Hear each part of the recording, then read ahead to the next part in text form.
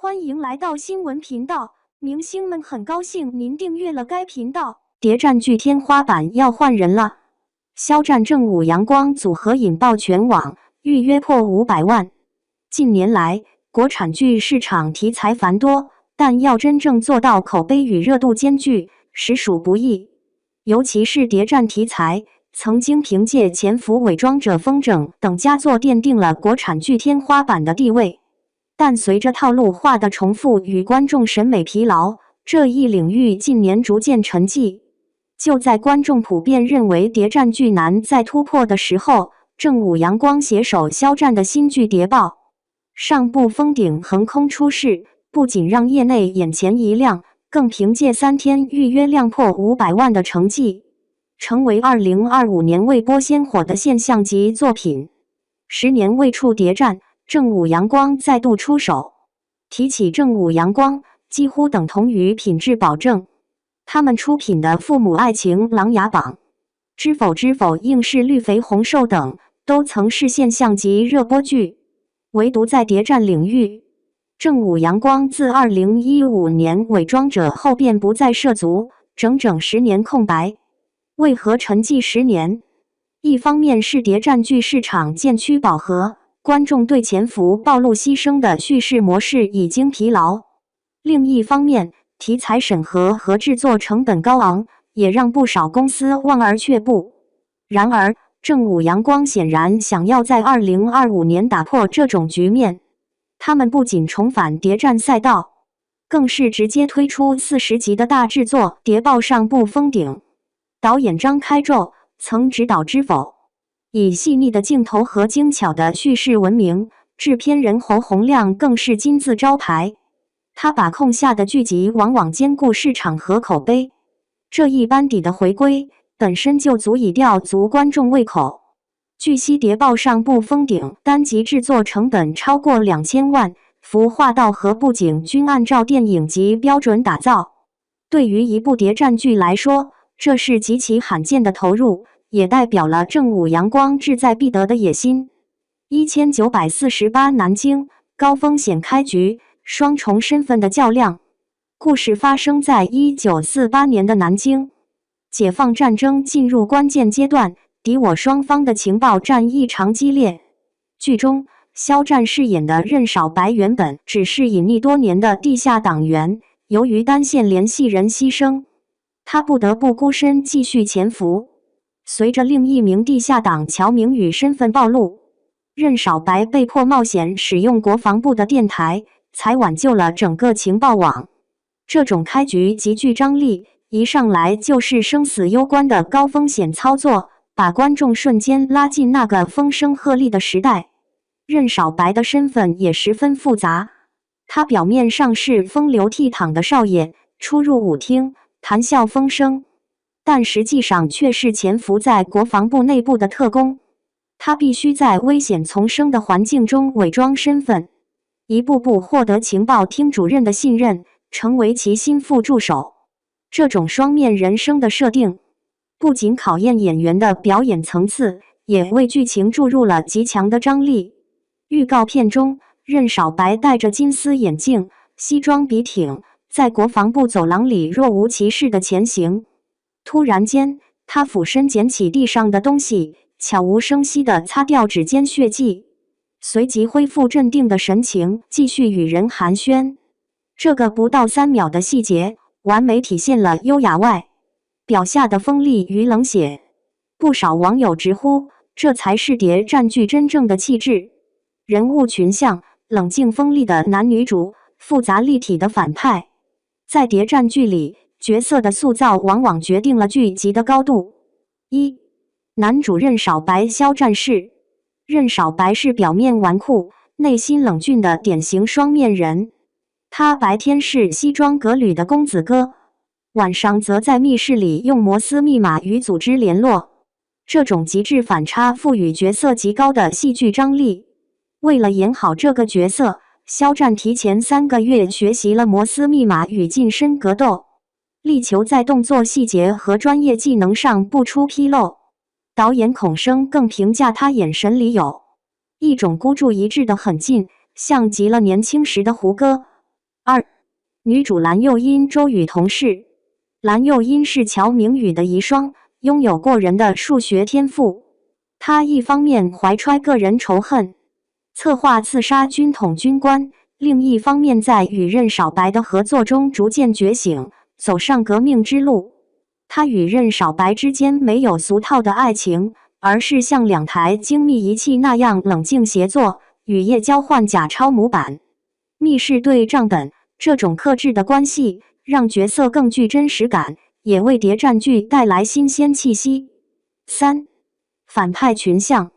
冯辉饰演的李鹤林是情报厅主任，看似温和，实则心机深沉。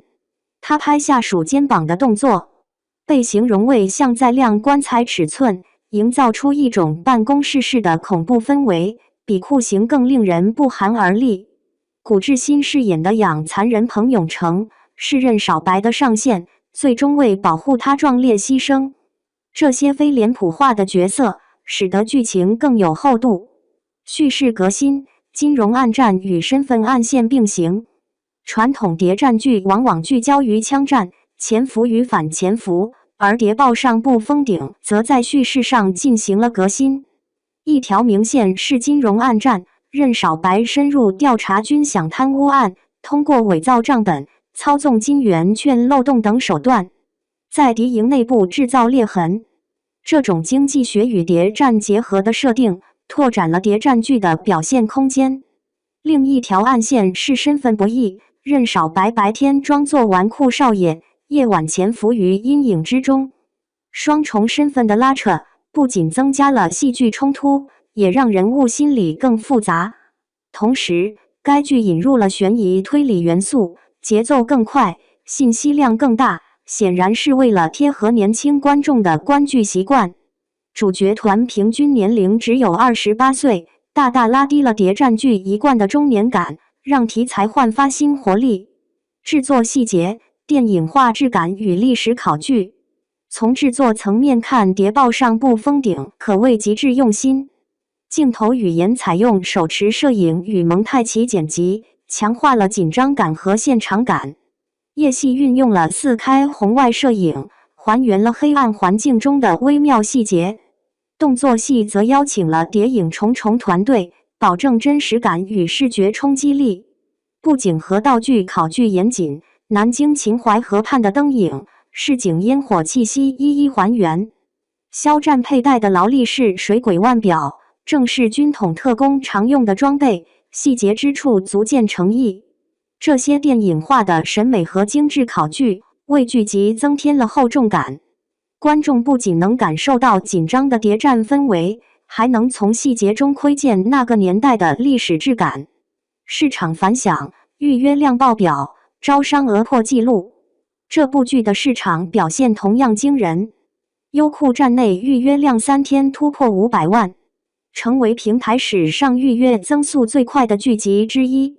海外版权更被 Netflix、Viki 等平台高价抢购，据传单集价格刷新国产剧纪录。品牌方同样看好，华为、奥迪等已提前锁定植入，招商金额高达3亿。这些数据不仅体现了剧集的商业潜力，也反映出业内对其品质的信心。争议与期待，流量能否撑起正剧？尽管期待值高，但争议也随之而来。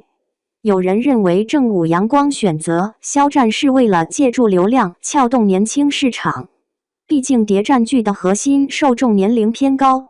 也有人担心粉丝控评、演技质疑会影响口碑，甚至调侃看胡歌演潜伏是享受，看流量演潜伏是消遣。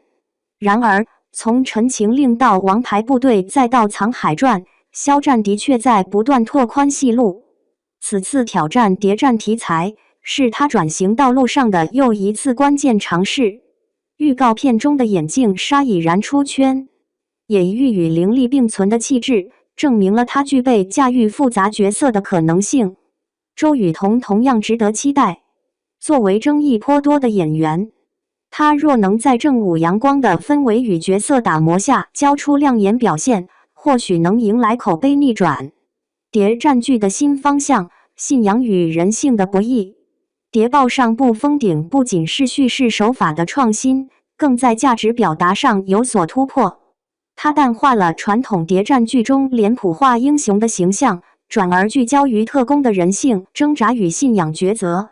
预告片最后，任少白在舞厅旋转门中一闪而逝，霓虹灯映出他的2个影子。